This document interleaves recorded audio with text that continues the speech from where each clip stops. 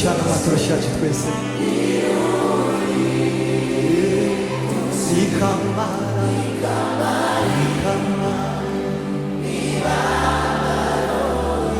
imube mabwire imube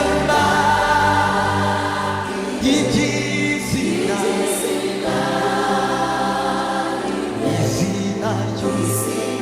izina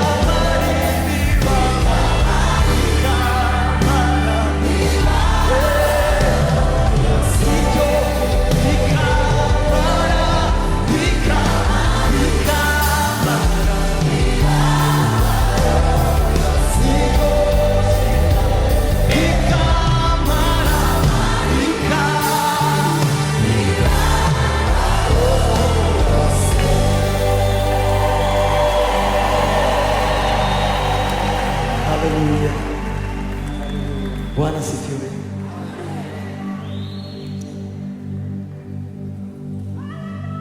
Ndio wachana hata ndashaka kubareba neza. Kenya habuze. Wachana na matara. Mani bamugisha cyane. Hallelujah. Thank you so much for today. Sinzi kintu Imana yacu, sinzi ukuntu byagenze, ariko ubu buntu ntabwo njye mufata naho ari ibintu bisanzwe. Murashima Imana. Ciye bugufi cyane, ndabashimiye cyane. Urukundo munyereka umunsi ku wundi. Turacyafite indirimbo nyinshi turi gutanga mu mwanya munini, ariko nifuje kubashimira mbegere. Imana y'umujiri wamugisha. Ikintu cyose wazanye ku mutima, icyo waje wifuza ko Imana igukorera, utahe wacyakira mu izina rya Yesu. Ababyeyi bari hano, abashumba, inshuti, abavandimwe, abunzi n'abo ntazi, may God bless you so very much. I'm so thankful.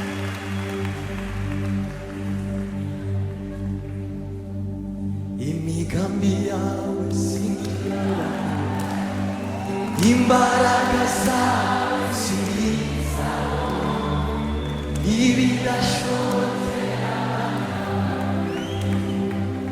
imbere yawe birashoboka.